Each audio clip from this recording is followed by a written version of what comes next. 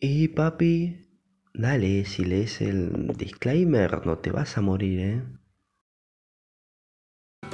Det vårsol I Trondheim og folk går omkring og glad. En vinter har gått og nå har det blitt slik det skal. Vi har lest om at Phnom Penh falt. Det finnes jublende folk overalt. C'est le génocide dont on ne parle presque jamais, le massacre de près de 2 millions de personnes. Kambodsja fri, verden går framover, I gatan jubler folket, at 5-årskrig over.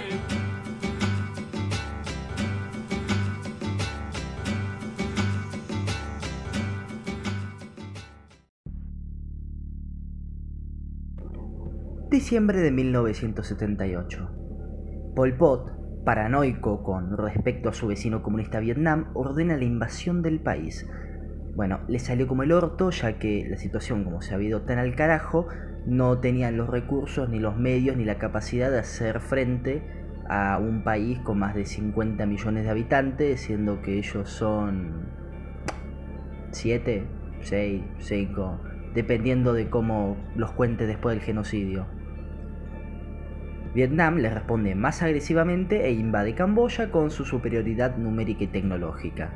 En ese contexto se crea el Ejército de Salvación Nacional de Camboya, una guerrilla camboyana que estaba en contra de Pol Pot y el genocidio y que trabajaría codo con el ejército vietnamita para tomar el país. Y de este Ejército de Salvación de Camboya vamos a hacer énfasis por ahora en uno de sus líderes, Heng Samrin. Heng Samrin es el hombre que comandaba parte de las fuerzas de salvación de Camboya, pero no era un tipo precisamente limpio. Samrin fue un polpotista de la primera hora, uno de los primeros funcionarios de los Khmeres Rojos. No obstante, cuando vio que la cosa se complicó y pensó que lo iban a ejecutar, bueno, huyó a Vietnam para volver como apoyo a la invasión. Algo muy común en esta historia es que prácticamente todos nuestros protagonistas están íntimamente ligados con los Khmeres Rojos, de una u otra forma. Así que, como les dije antes, todos en esta historia son una mierda. Mientras tanto, Heng Samrin y el ejército vietnamita pasaron la frontera y seguían avanzando hasta la capital y hasta la ubicación de Pol Pot, la ciudad de Phnom Penh.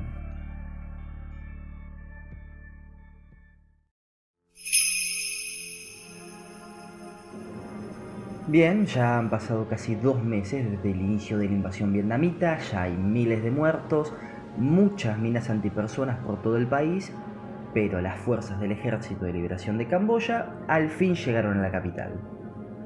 Cuando finalmente entran a Phnom Penh se encuentran con una ciudad totalmente vacía y muerta. No había una sola alma en toda la capital de Camboya, y cuando van a la sede de Angkar no hay nadie. Pol Pot y sus seguidores escaparon a la frontera con Tailandia, al otro lado del país. Pero miren el lado bueno. Pol Pot ha caído, el Ejército de Salvación de Camboya y los vietnamitas han ganado la guerra. O sea que se termina el peor genocidio de la historia moderna. ¿Ahora qué? Bien, veamos el nuevo panorama de esta Camboya. La nueva Camboya que sería ocupada por el ejército vietnamita. Bien, este es el mapa de Camboya. Un país que se encuentra rodeado por Vietnam al este, Tailandia al oeste y Laos al norte. Esto es un infierno. Una de cada 4 personas que estaban vivas hace 4 años hoy ya no lo están. Las fosas comunes plagan el país, después veríamos que son como más de 20.000, un numerito chiquito. Las familias fueron totalmente separadas o de una exterminadas. Los huérfanos vagan por la selva, la hambruna es generalizada por la baja producción de arroz y, como si fuera poco, los Jemeres Rojos en su huida prendieron fuego plantaciones y cuanta cosa pudiesen para complicárselo a los vietnamitas en una estrategia de, tierra arrasada. Caminos. En Camboya no hay caminos. Se deterioraron, ya no hay tele, no hay radio, los 2 puertos que conectaban al país con el mundo tampoco. La gran mayoría de aeropuertos y pistas de aterrizaje también desaparecieron. O sea, no hay infraestructura y están aislados. Bancos. No, los hicieron volar en pedazos apenas asumió Pol Pot. Ya no hay moneda. Ciudades. Todas fueron vaciadas. Y sus pobladores fueron secuestrados a la jungla para trabajar en comunas agrícolas. Bien, en cuanto a la población, hay cientos de miles de personas que han huido asustadas, al menos 2 millones de muertos, hay una crisis de refugiados en Tailandia y en Vietnam, y de repente, por algún motivo, en solo 4 años han desaparecido los ancianos y los enfermos.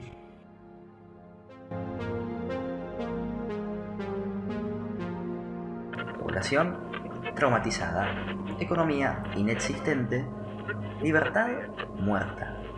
Hay mucho por hacer.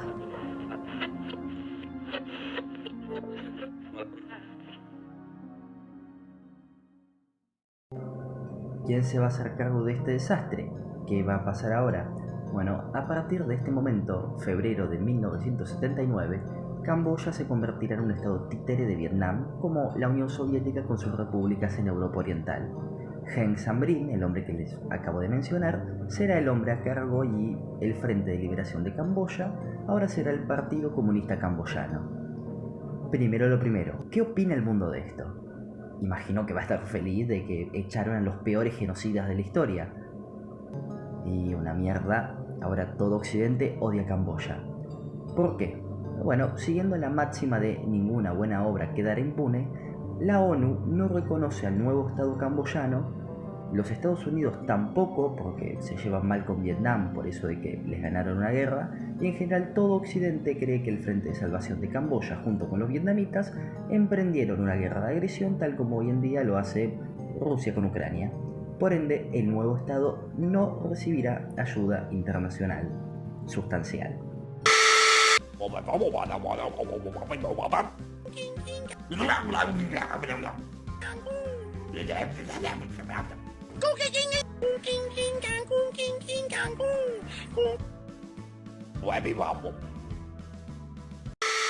Ah, sí, eso, adivinen qué. La ONU dice que el gobierno legítimo de Camboya todavía es el gobierno de Pol Pot, pues no tienen la más puta idea de lo que está pasando y están muy cegados.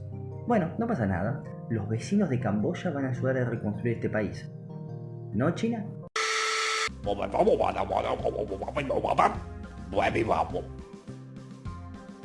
Hai vụ là thằng mất dạy đó.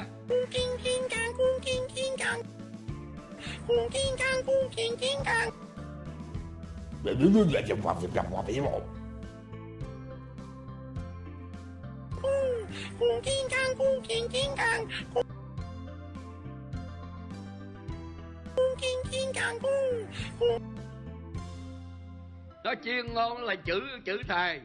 Thằng vô văn hóa.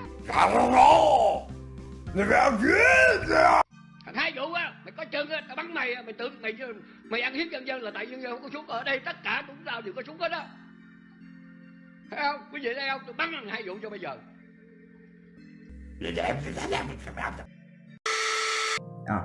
Bueno, China odia al nuevo gobierno. ¿Por qué? Bueno, porque el régimen chino bancó a Pol Pot hasta el final. Tenían ideas parecidas en el radicalismo y Pol Pot era la mascota favorita de China.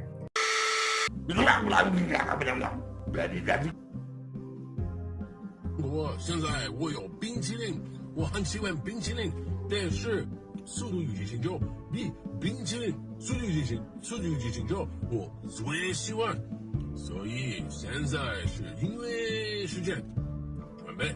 1、2、3，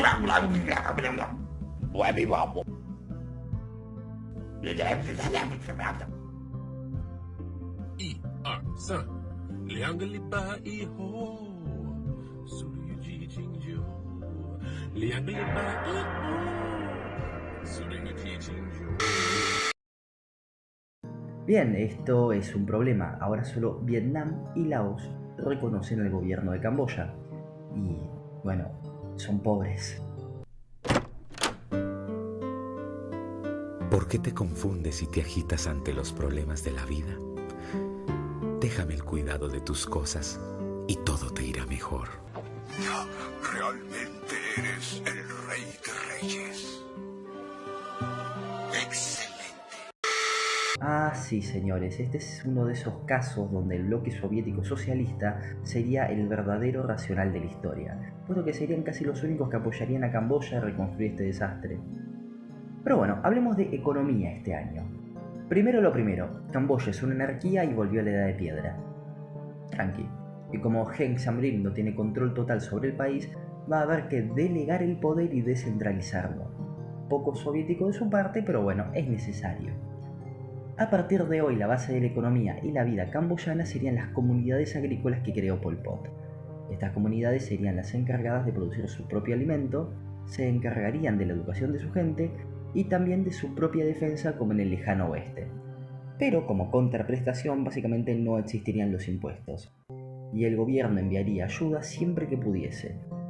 Recalco lo de siempre que pudiese y recalco lo de los impuestos, porque tampoco había moneda y lo único que podían cobrar impuestos era en arroz, y digamos que la situación de la hambruna no está como para que le ande sacando el arroz a gente que se está muriendo de hambre.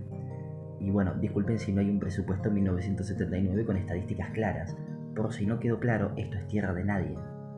A lo largo de este año, debido a que no habían impuestos, o sea que el Estado no le sacaba a la gente su producción, comenzarían a surgir de vuelta los mercaditos, los tianguis, las ferias, y las comunidades comerciarían entre sí.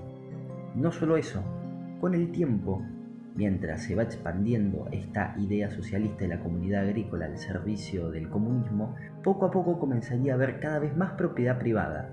Sí, un poco contradictorio, pero la situación no está para cegarse mucho ideológicamente. Al inicio de 1979 se le daría una hectárea a cada familia. Esa hectárea la plantaría la familia y su uso sería comunal, o sea, recibirían los beneficios de la hectárea toda la comunidad. Pero le darían media hectárea a las familias para que planten para ellos mismos. Poco a poco va volviendo una pequeña propiedad privada. No sé, no es mucho, pero venimos de Pol Pot, no se quejen.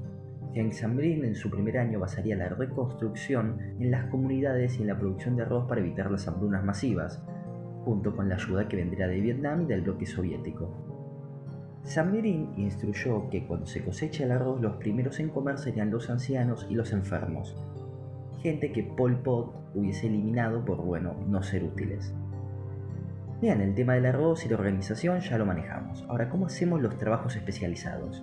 En la Camboya de 1979, debido a que los Jemeres Rojos habían matado a todos los intelectuales y básicamente a todo aquel mínimamente educado, si sabías leer ya eras candidato a jefe de una comunidad agrícola. Así de baja está la vara. Y para la reconstrucción necesitaban algo más que granjeros traumatizados. Necesitaban genios, y cuando el gobierno convocó a los antiguos profesionales y a cuanta persona educada pudo, Samrin contaba con 5.000 profesores, 50 médicos y 3 abogados en todo el país. Puta madre.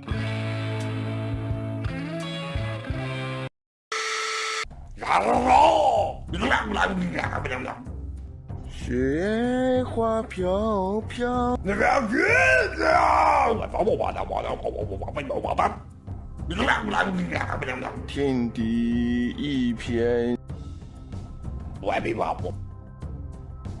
Ah, sí, se pone más complicada la cosa. A China no le gustó una mierda eso de la intervención vietnamita, y el día después de que Laos, Vietnam y Camboya firmen un tratado de paz y amistad, China invadió Vietnam. Después de comenzar esa brutal guerra y que maten a mucha gente en las aldeas fronterizas, gracias a Dios la cosa duraría unas pocas semanas. China no pudo avanzar más en un punto de Vietnam y se declaró la vencedora y dijo: todo esto es una expedición punitiva, bro. Es una expedición punitiva, bro. Un experimento social, bro, para que aprendas. Qué malo que soy. Sí, todo esto pasó, como lo estoy contando. Ah, claro, me había olvidado de una última cosa antes de terminar. Los Khmeres Rojos, cuando huyeron a la frontera tailandesa, dijeron que no se iban a rendir y que en algún momento volverían. Y no les faltaban chances. Tenían apoyo armamentístico de Estados Unidos para lograr su cometido. ¡Qué buen año!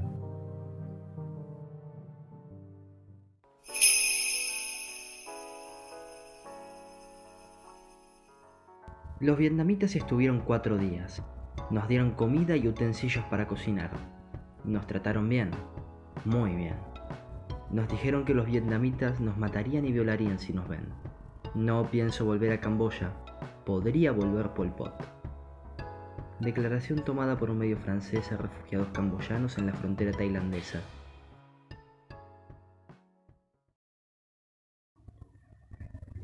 ¡Ay, la puta madre! Se me fue como la mitad del video solo en el 79. Esto va a durar como 40 minutos de vuelta. Bueno, continuando. A lo largo de los años venideros, el tema de la gente refugiada que no quería volver a sus hogares por miedo sería un gran problema. No había forma de convencer a muchos, ni con tierras, ni con garantías de seguridad, ni con nada. El trauma que habían generado era demasiado como para arriesgarse a volver, y la posibilidad de que tomen el poder otra vez todavía era alta, ya que el Khmer Rojo seguía resistiendo en la selva y seguía atacando aldeas. Las cosas, poco a poco, paso a paso, gateo a gateo, van mejorando. Los mercados ya son comunes. La ayuda soviético-laosiana vietnamita evitó una mayor hambruna y, ¡oh, sorpresa!, vuelve un viejo amigo, la moneda. Finalmente, después de haber sido abolida por más de 4 años, la moneda, el riel camboyano, vuelve al país junto con su banco central. Una característica de la nueva política monetaria camboyana sería el control de cambios.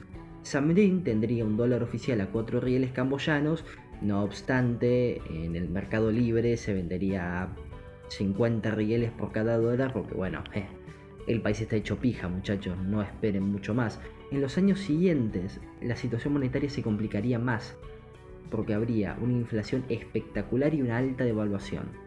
Por ejemplo, se estima que la inflación camboyana del 80 no estaría lejos del 100%, tomando en cuenta la variación de precios. ¿Me estás diciendo que mi país tiene la inflación que tuvo Camboya en su peor momento?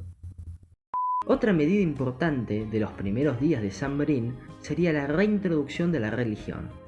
Durante la tiranía de Pol Pot, la religión fue brutalmente sofocada. Los monjes budistas eran vistos como parásitos y simplemente ejecutados, pues no eran maquinaria servible a este engranaje. Primero los usarían como una forma de calmar a la asustada población y darles un sentido, y después tendrían una función política. Ustedes se ríen, pero los monjes evitaron muchos suicidios. Piensen que esta es gente que perdió absolutamente todo durante la dictadura polpotista, y el tener, aunque sea, viste, un monje que te diga que las cosas van a estar bien al final, viste, como que te evita un poco la extrema depresión de haber perdido todo lo que tenías.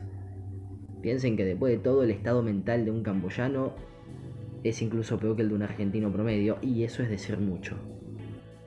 Mientras tanto, poco a poco se empezaba a hablar en el resto del mundo acerca de un supuesto genocidio ocurrido en Camboya durante los Khmeres. Pero esto solo pasaba porque la Unión Soviética se la pasaba acusando a China de haber bancado a los Khmeres Rojos y al genocidio. La interna de los dos países socialistas más grandes estaba haciendo eco en el resto de la población. Y a medida que se acerca el año 1981, Siem Reap iría pensando en una nueva constitución.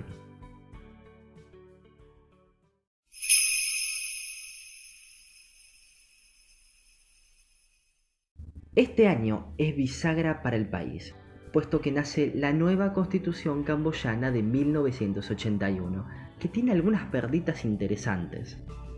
1. Se declara a Camboya como un estado camino al socialismo de la mano del Partido Comunista Camboyano. 2. Todos los ciudadanos son iguales.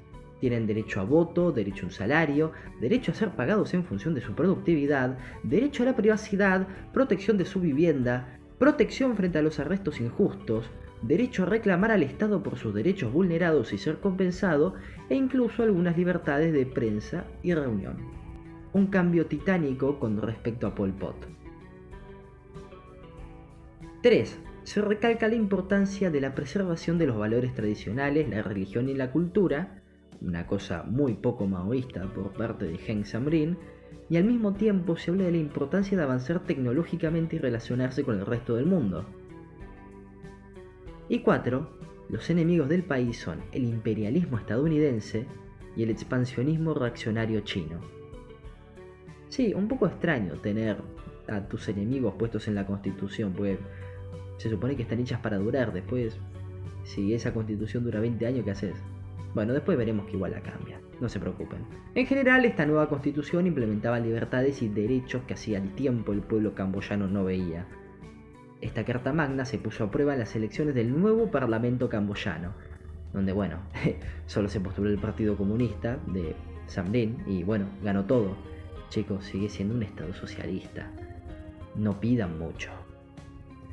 Este año el ejército vietnamita apoyaría a su nuevo estado títere barriendo gran parte de las fuerzas de los Khmeres rojos. Poco a poco se iban asegurando de que no volverían nunca más, hasta que...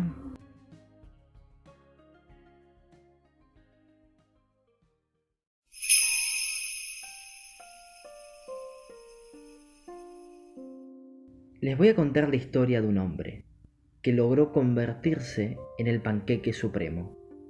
Un humilde rey que tenía la habilidad de cambiar de bando como si de zapatos se tratase. El rey Sihanouk de Camboya.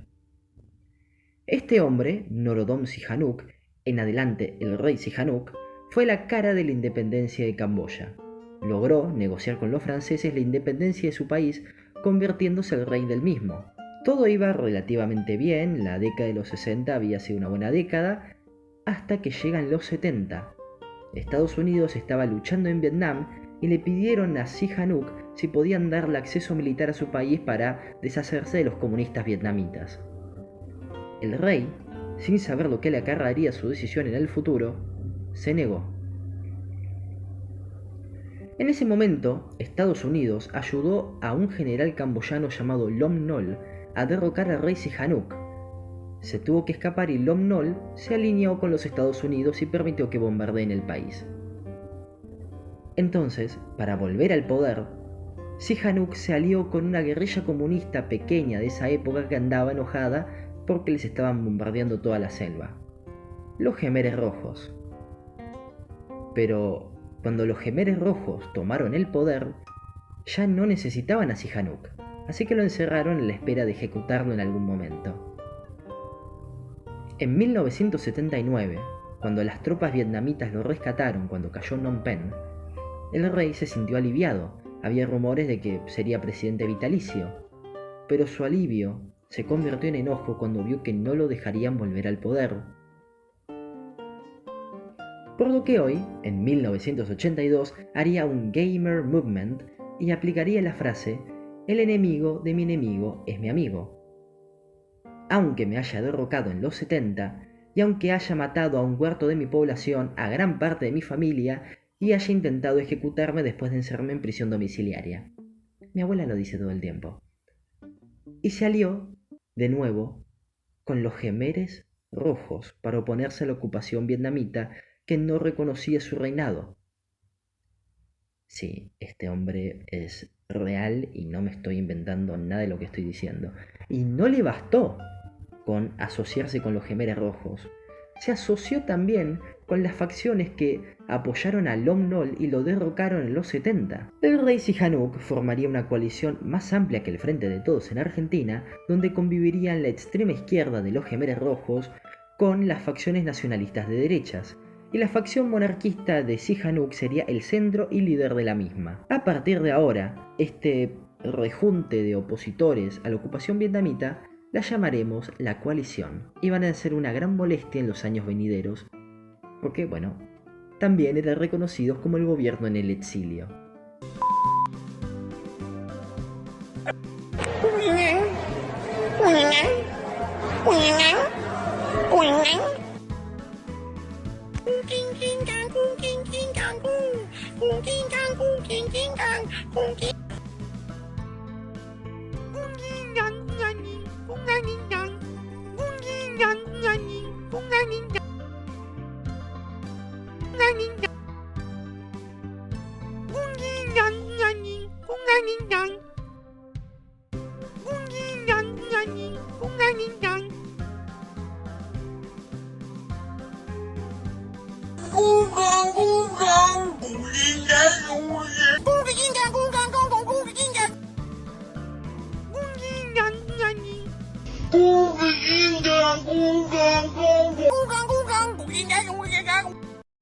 Mientras tanto, en la Camboya de nuestro amigo Heng Samrin, la situación sigue mejorando.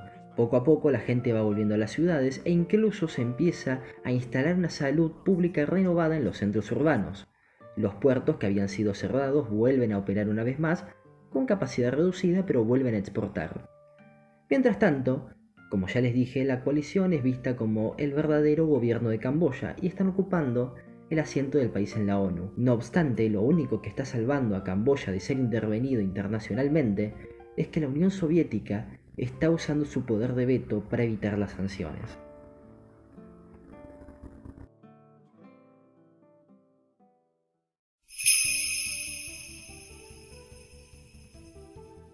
La coalición sigue picanteándola, diciendo que son la verdadera Camboya. Hay un par de ataques de vez en cuando, lo normal. La nueva Camboya, bajo ocupación vietnamita, sigue su curso. En este año, los impuestos poco a poco se empezarían a introducir otra vez. Con el tiempo, la inflación y la devaluación, la moneda fuerte del país serían o la moneda tailandesa o más generalmente el arroz, como ya les mostré antes. Piensen que con el arroz se hacían un montón de transacciones, básicamente ya que eran la comida nacional y el sustento de todas las familias. También gradualmente volverían las escuelas. Con el genocidio y todo, sus inicios son bastante modestos. No habían libros de texto, pero poco a poco va volviendo la vida normal a la castigada población camboyana. Y voy a parecer propagandista comunista, pero este es otro gran año para el Partido Comunista Camboyano. El ejército vietnamita arrasó con todas las bases de la coalición en la frontera tailandesa y el poder militar de la misma está flaqueando. Sin embargo, siguen siendo influyentes en el resto del mundo y traban los acuerdos. La presencia de la coalición imposibilitó que el FMI les otorgase un préstamo de reconstrucción, pero por suerte Heng Samrin se pudo manejar solo, más o menos, porque el país es una chota, con los préstamos y ayudas que venían del bloque soviético. Los aeropuertos también volvieron a abrir y ahora hay vuelos que unen Phnom Penh con Saigón y Vientiane, de allá a Moscú y después al resto del mundo.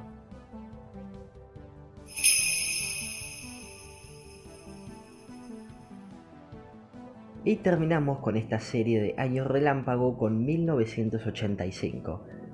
Finalmente, en este año, nuestro buen amigo Heng Samrin podría descansar un poco y dejarle el tema de la reconstrucción y lidiar con la coalición a otra persona, al nuevo hombre fuerte de Camboya, Hun Sen. Hun Sen, este anteojudo con un tumor en el ojo, al igual que Heng Samrin, fue un funcionario de los Gemeres Rojos, de los primeros, pero que al final terminó luchando con el Frente de Salvación de Camboya para echar a su antiguo jefe. Podríamos decir que este hombre, al igual que Yoshida en Japón, sería el personaje final y principal de nuestra saga. Hun Sen y el rey Sihanouk tendrían en el futuro una relación un poco particular que más tarde veremos.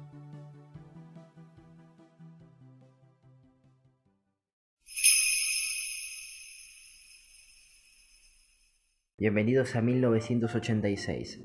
Ya llevamos como 7 años de ocupación y ahora que la situación está un poco más estabilizada y la coalición está debilitada, vamos a tener nuestro primer plan económico. ¡Yay! Los años que vendrían serían, otra vez, bisagra para el país. Y así es como se termina creando el Plan 1986-1990 de desarrollo económico propuesto por Vietnam.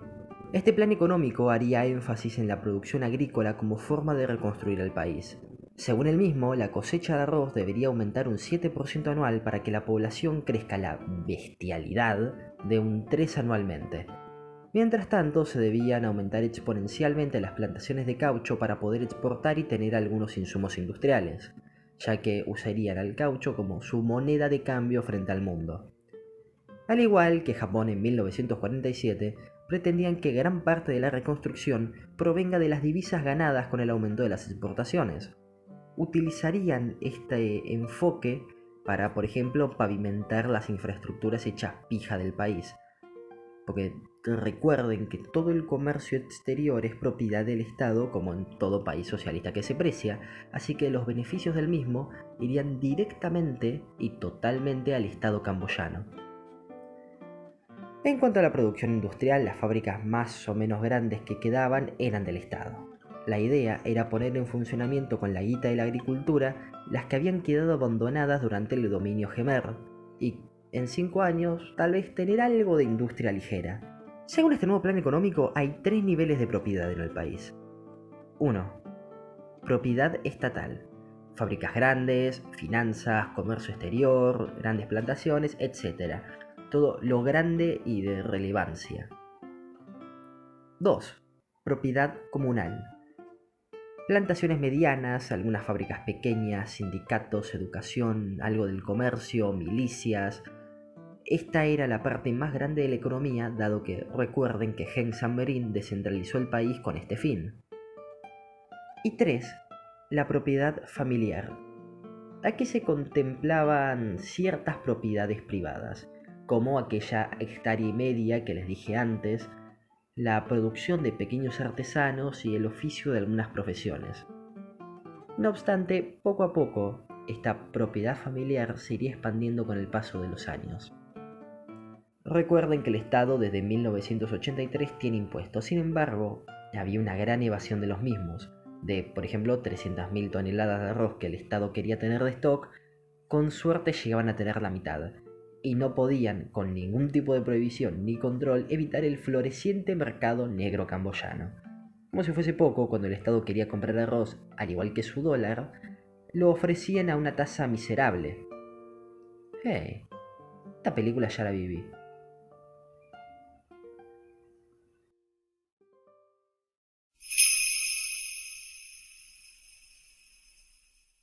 ¿Se acuerdan del plan económico que les acabo de definir? Bueno, ya empezó a mostrar algunas falencias. Por ejemplo, se plantó un 30% menos del arroz que se había proyectado, porque, bueno, sus herramientas todavía son de la edad de piedra, no saben usarlas y hay un misterioso faltante de personal, como si hace 10 años hubiese desaparecido un cuarto de la población que sabe fabricar arroz. Ni idea. En el plano social, por fin aparece la televisión a color y un gran logro. Camboya se conectó a la red soviética satelital. Hun Sen le pide a los camboyanos en el exterior que manden remesas a sus familiares en Camboya para poder conseguir algunas divisas. Pero para hacer esto, los que se encargarían de hacer el trámite, adivinen quiénes serían. Bancos occidentales. Sí, muchachos, poco a poco el mundo está entrando de vuelta a Camboya. Es un gran año, la economía despega y el PBI per cápita llega a la locura de $100 anuales. Hey, son $100 de la época, Algo es algo. ¿Saben lo que pueden hacer con $100 en Camboya? Continúa la expansión de la educación, ya que la gente inscrita en los colegios vuelve a casi niveles pre-Khmeres, con el genocidio y todo. 1,5 millones de personas en la primaria, 60.000 en secundaria y 4.000 en preparatoria. Sí, la pirámide poblacional camboyana en este momento está un poco jodida. Este sería el año donde poco a poco Camboya saldría del aislamiento. Las sanciones internacionales, el embargo de los demás países y la próxima caída del bloque soviético hacían que poco a poco eso de estar peleado con el resto del mundo deje de ser un negocio. Tanto para Camboya, como para Vietnam, como para la coalición de los Jemeres Rojos nacionalistas y Sihanouk.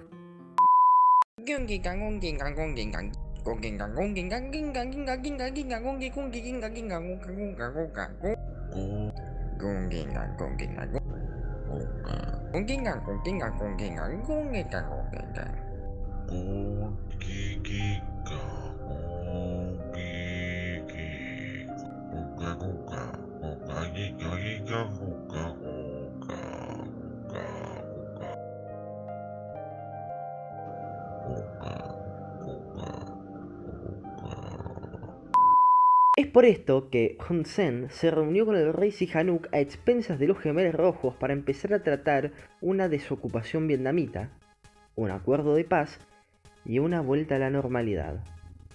Sihanouk, que tenía el resto del mundo de su lado todavía, abogaba por una intervención de la ONU donde él creía que saldría ganando y volvería al poder.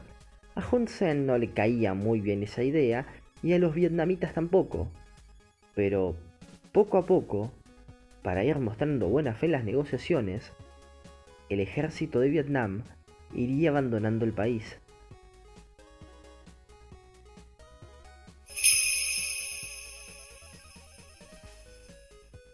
El Jemer Rojo se empieza a poner nervioso. El resto del mundo está hablando del genocidio de hace 12 años y presiona a Sihanouk para que logre que la ONU intervenga de una buena vez y se deje de investigar el tema. La coalición empieza a perder popularidad. En Camboya, desde hace tiempo, ya hay objetos importados, claro, todos de contrabando de Vietnam, pero podría hablarse de la existencia de un capitalismo primitivo. En las ahora repobladas ciudades, el gobierno autorizó la existencia de tiendas, de empresas pymes e incluso de algunas industrias medias bajo control privado. Parece que tal vez, puede ser, existe la posibilidad de que todavía haya futuro para Camboya. Pero interrumpo el final de esta historia para contarles sobre el sponsor de este video. Generación Zoe es una compañía de mi gran amigo Leonardo Cositorto que te ofrece réditos en dos... ¡Qué hijo de puta! No tenía ni 1000 suscriptores y ya los quería meter en una estafa piramidal. No chicos, la única estafa piramidal a la que los incito a meterse es a mi Twitter, que... dale, únanse. Por favor.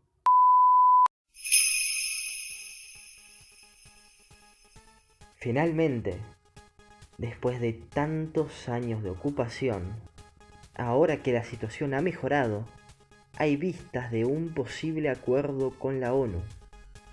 Y la situación se está haciendo insostenible, porque en Europa y el mundo el socialismo está cayendo y el mundo está cambiando. Las fuerzas vietnamitas finalmente abandonan Camboya, dejando el mando al Partido Comunista Camboyano de Hun Sen. Por suerte para Hun Sen, el ejército vietnamita ya había arrasado a la inmensa mayoría de la fuerza de los Jemeres Rojos y no había riesgo de que vuelvan. En este año hay una nueva constitución, una más pro mercado que la anterior, surge la educación privada, sanidad privada, transporte privado, los servicios se expanden por el país y el budismo, la religión mayoritaria, pasa a ser la religión estatal. Las negociaciones parecen estancadas pero en realidad avanzan, lentamente. Los Jemeres Rojos van perdiendo el poder en la coalición de Sihanouk, que todavía sigue gozando de popularidad en la población, a diferencia de los Jemeres Rojos, y Hun Sen ya ve como una intervención de la ONU se va a volver inevitable, lo que podría ser malo para él y para los vietnamitas, si no fuera porque la ONU hizo sinapsis.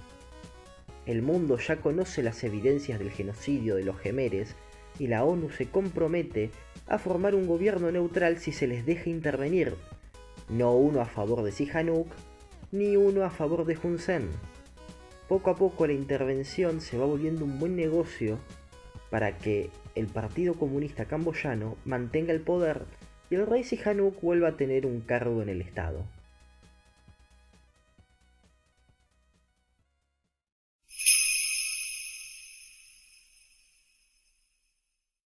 Deseosos de restablecer y mantener la paz en Camboya, promover la reconciliación nacional y garantizar el libre derecho de determinación del pueblo camboyano mediante elecciones limpias e imparciales, convencidos de que solo un arreglo político amplio del conflicto de Camboya será justo y duradero y contribuirá a la paz y seguridad regionales e internacionales,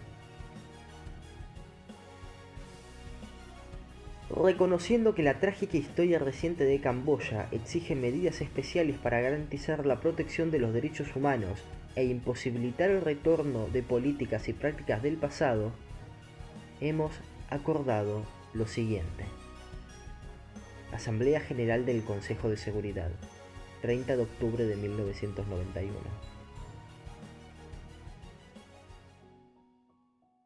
Finalmente, después de un mega genocidio, una mega hambruna, una mega ocupación y una mega reconstrucción, se ve al final una salida a todo este embrollo diplomático que ha estado frenando el desarrollo del país por años.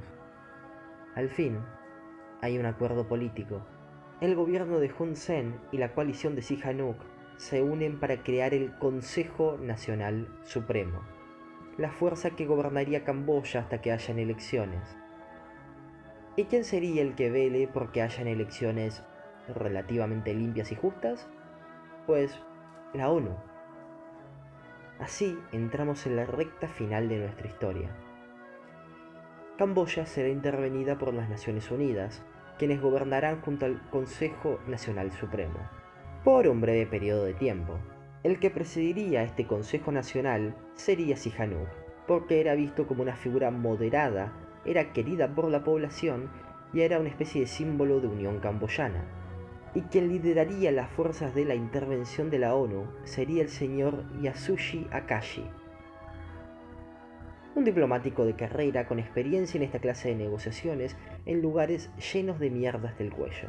Mientras tanto, para empezar 1992, el trato sería que todas las partes involucradas en el conflicto, desde el gobierno hasta los 3 integrantes de la coalición, irían desarmando sus ejércitos y desmovilizándose.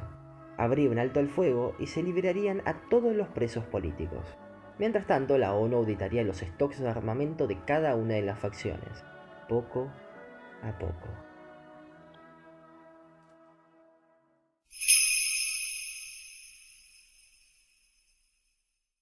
La misión de la ONU en Camboya recibiría bastante poder considerando todas las quejas que interpusieron para evitar que intervenga demasiado.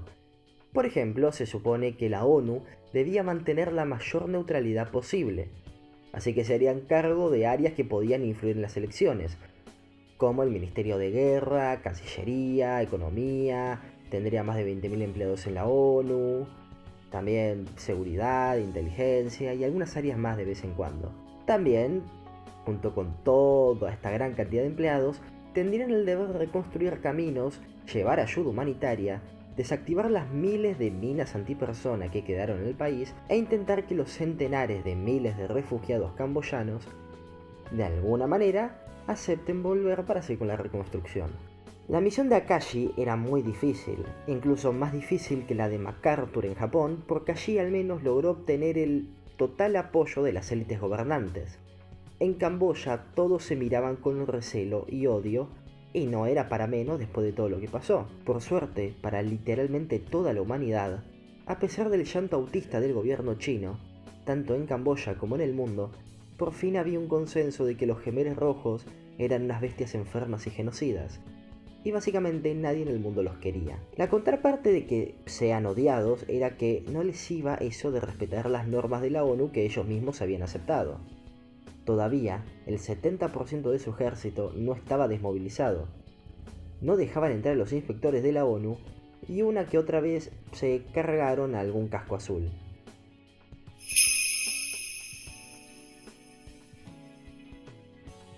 Akashi ordenó que las elecciones sean finalmente en mayo. Y a pesar de los inhumanos esfuerzos de la gente de la ONU, Camboya era un caos inmanejable. Los Khmeres se calentaron y empezaron a disparar contra las demás facciones. El rey Sihanouk amenazó con tirar todo al carajo, la violencia va aumentando y tienen que incluso dividir el país en zonas militares de seguridad. Pero en un momento, otro gol para la humanidad. Los Khmeres rojos se ponen a gritar y patalear y dicen que no participarán de las elecciones. Gracias por tanto, Dios. Y entonces, finalmente, son las elecciones de 1993, pese a todos los tiros, pese a todo el quilombo, pese a todos los sabotajes. En estas elecciones se creará un gobierno y una nueva constitución. Después de tanto dolor y sufrimiento, al fin el gran momento ha llegado. Y otro golazo. La participación es del 90%. 9 de cada 10 camboyanos decidieron ir y votar. La meada en la cara de los Khmeres rojos es magistral. No obstante, recordemos que los dos candidatos de las elecciones son Hun Sen, un comunista pro-vietnamita que participó del gobierno de los Khmeres rojos, y literalmente el peor rey de la historia moderna, Norodom Sihanouk, así que tampoco hay que esperar mucho de los resultados. Al final, un gol en contra de la humanidad. El resultado es una victoria de Sihanouk por un 45% de los votos. Hun Sen se calentó y dijo que le hicieron fraude, así que para evitar más quilombo lo metieron de cogobernante, provocando que haya 2 primeros ministros, 2 ministros de defensa, 2 ministros de economía y así. 2 gobiernos en uno solo. Y así, con estas elecciones en 1993, con el dolor del pobre Akashi, con el panquequismo de Sihanouk, con los quilombos de Hun Sen, con el fin de los Khmeres, la historia se acabó. Hubo un nuevo gobierno en Camboya. El destino de Hun Sen, Heng Samrin y Sihanouk estaría unido para siempre. Tendrían sus peleas, amenazas, algunos tiros de vez en cuando, pero siempre estarían ligados en las décadas siguientes, mientras Camboya continuaba su vida, un día a la vez.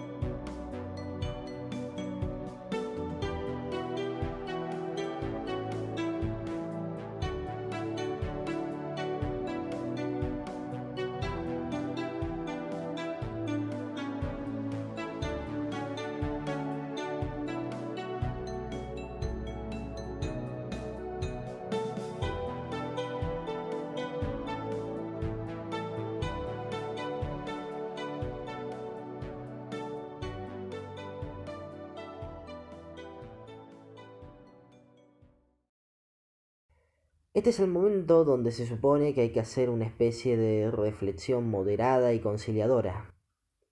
No, simplemente no puedo. O sea, muchachos, hoy en día Camboya sigue siendo un país pobre. Sihanouk se la pasó traicionando a cuanta persona podía en pos de lograr algún puesto de poder hasta el día de su muerte, alineándose con los peores genocidas de la historia moderna, 2 veces, y a pesar de que lo hayan intentado matar, nadie que quiera lo mejor para su país se alía con los Gemeres Rojos.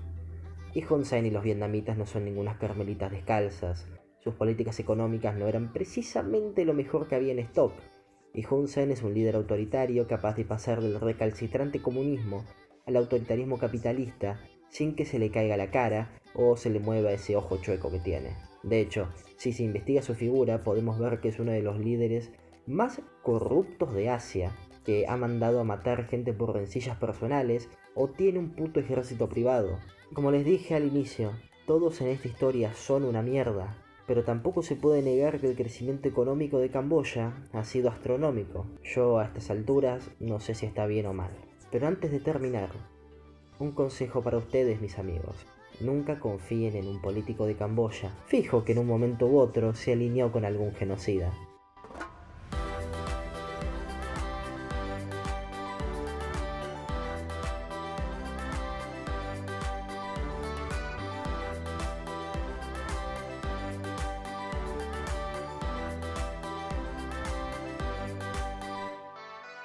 Boliviano.